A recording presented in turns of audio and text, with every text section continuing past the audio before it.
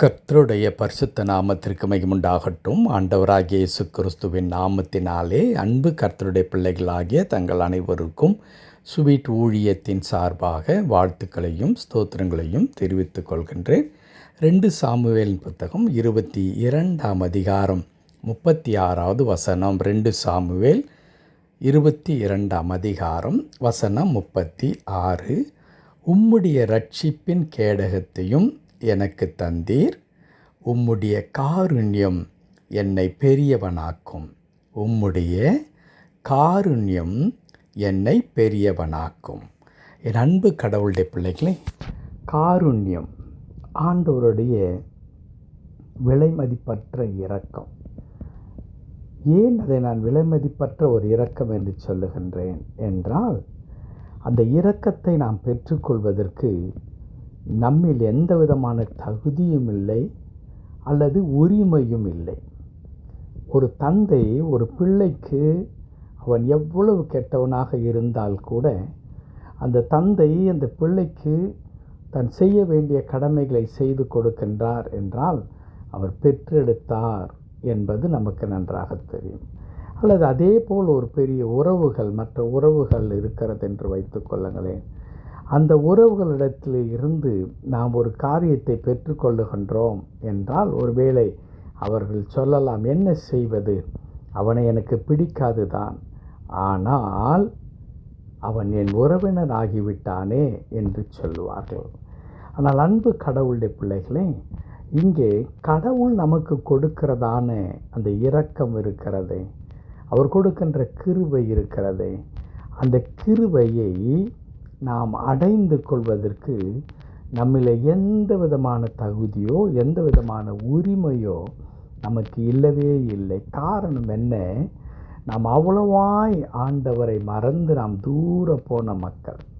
கர்த்தருடைய வேதம் சொல்லுகிற வண்ணமாக, நீதிமான் ஒருவனும் இல்லை, ஒருவனாகிலும் எல்லாரும் வழி விலகி ஏகமாய் கெட்டு போனார்கள் என்று எழுதியிருக்கிறது.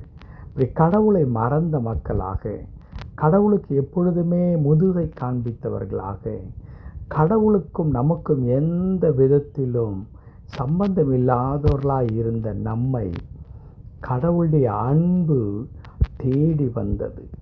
கடவுளுடைய அன்பு நம்மை நிரப்பினது. கடவுளுடைய அன்பு தான் யார் நம்முடைய வாழ்க்கையில் என்பதை வெளிப்படுத்தினது.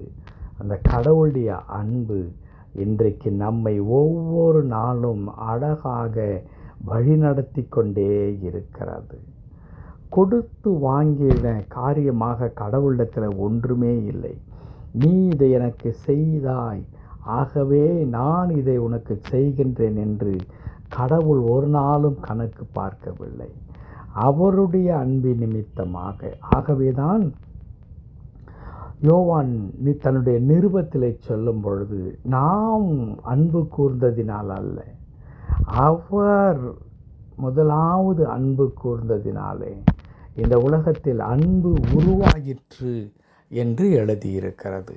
ஆமென். அன்பு கடவுளுடைய பிள்ளைகளே, கடவுள் நம்மீது அவ்வளவு இரக்கத்தையும் அவருடைய அன்பையும் வைத்திருக்கின்றார். இந்த அன்பு, இந்த இரக்கம் நம்ம எந்த இடத்திற்கு கொண்டு போகும் என்றால், அதை தான் தாவீது இங்கே குறிப்பிடுகின்றார். உம்முடைய காருண்யம் என்னை பெரியவனாக்கும், என்னை பெரியவனாக உயர்த்தும். உம்முடைய இரக்கம், உம்முடைய கிருபை இந்த உலக வாழ்க்கையில் எனக்கு வேண்டிய எல்லா விதமான உயர்வுகளையும் மேன்மைகளையும் கொடுத்து என்னை ஆசீர்வதிக்கும் என்று சொல்லி இங்கே கர்த்தருடைய தாசன் குறிப்பிடுகிறதை நாம் பார்க்கின்றோம். அன்பு கடவுளுடைய பிள்ளைகளே, வேலை இன்றைக்கு நான் எந்த தகுதியுமற்றவராக நான் இருக்கின்றேன். கடவுள் என்னை ஆசீர்வதிப்பதற்கு என்னிடத்தில் எந்த விதமான நன்மையும் இல்லை என்ற எண்ணத்தில் கூட நீங்கள் இருக்கலாம். அல்லது நான் எதற்குமே பிரயோஜனமற்றவனாக நான் இருக்கின்றேன், போதுமான கல்வி தகுதி எனக்கு இல்லை, போதுமான அறிவு எனக்கு இல்லை, நான் ஒரு காரியத்தை செய்ய வேண்டுமென்றால் அதற்குரிய திறமைகள் என்னிடத்தில் இல்லவே இல்லை, இப்படி நான் எதற்குமே தகுதியில்லாத ஒருவனாக நான் இந்த உலகத்தில் நான் இருந்து கொண்டிருக்கின்றேன். என் எதிர்காலம் முழுவதும் ஒரு பெரிய கேள்விக்குறியாக இருக்கிறது. எல்லாம் சுக்குநூறாக உடைந்திருக்கிறது என்ற நிலையில் கூட இருக்கலாம். அன்பு கர்த்தருடைய பிள்ளைகளே, வேதத்திலே இப்பொழுது அழகாய் வாசித்தோம். உம்முடைய காருண்யம், கர்த்தர் நம்மேல் வைத்திருக்கின்ற அந்த இரக்கம் நம்மை பெரியவனாக்கும். நான் ஏற்கனவே குறிப்பிட்ட வண்ணமாய் நீங்கள் திறமையற்றவர்களாக இருக்கலாம். உங்களுக்கு போதுமான கல்வி தகுதி இல்லை, பொருளாதாரத்தில் அதற்குரியதான பலன் இல்லாமல் இருக்கலாம். அல்லது உங்களை கை தூக்கி விடுவதற்கு எந்த மனிதர்களும் இல்லாமல் இருக்கலாம். நீங்கள் நிர்கதியாக நின்று கொண்டு ஒரு 4 பக்கம் போகின்ற வழியில் நடுவில் நின்று கொண்டு நான் எந்த பக்கம் போவது என்று தெரியாமல் வழி திகைத்து நிற்போமே, அப்படிப்பட்ட நிலையில் கூட இருக்கலாம். வாழ்க்கை முழுவதும் வனாந்தரமாக்கப்பட்டு சூறையாடப்பட்ட ஒரு வாழ்க்கையாக கூட காணப்படலாம். உம்முடைய காருண்யம், கர்த்தருடைய காருண்யம், கர்த்தருடைய இரக்கம் நம்மோடு கூட இருக்கும் பொழுது அந்த இரக்கம் என்ன செய்யுமாம்? நம்மை பெரியவனாக்கும். வாழ்க்கையில் உயர்வதற்கான வழிகளை அது கொண்டு வரும். வாழ்க்கையில் சாதிப்பதற்கான எல்லா விதமான அதிசயமான நடத்துதலை அதை நமக்கு கொடுக்கும். தகுதியில்லாத நம்மை தகுதியாக்கும். இல்லாதவைகளை நம்முடைய வாழ்க்கையில் கொண்டு வந்து சேர்க்கும். காரணம் என்ன? ஆண்டவருடைய காருண்யம் ஒன்று மட்டுமே. ஆக என் அன்பு கடவுளுடைய பிள்ளைகளே, அந்த காருண்யம் நம்மை பெரியவனாக்குமானால் அந்த காருண்யத்தை நாம் நம்பி வாழுகிற மக்களாக நாம் இருக்க வேண்டும். என்னுடைய சுய ஞானத்தை, சுய பலத்தை அல்ல, கர்த்தருடைய காருண்யத்தை, கர்த்தருடைய இரக்கத்தை நாம் நம்பி வாழும் பொழுது அந்த காருண்யம் நம்மை பெரியவனாக்கும். இது தாவீதின் அனுபவம். இன்றைக்கு நம்முடைய அனுபவமாக மாறும். தாவீது ஒரு இடத்துல சொல்லுகிறார் அல்லவா, நான் கறவலாடுகளுக்கு பின்பதாக நான் திரிந்து கொண்டிருந்தேன். இன்றைக்கு என்னை ஆண்டவர் அரியணையிலே வைத்திருக்கின்றார். அவருடைய காருண்யம் என்னை பெரியவனாக்கும் என்று அந்த அனுபவத்தில் தான் தாவீது குறிப்பிடுகின்றார்.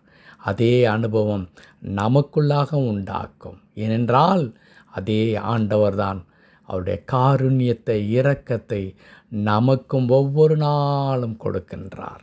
கர்த்தர் தாமே இந்த வார்த்தையின்படியே தம்முடைய காருண்யத்தினாலே, இரக்கத்தினாலே, அன்பினாலே நம்மை ஒவ்வொரு நாளும் நிரப்பி நம்மை உயர்த்தி ஆசீர்வதித்து அவருடைய திருசித்தத்தின்படியே நம்முடைய பெயரை பெருமைப்படுத்துவாராக. ஆமென், ஆமென்.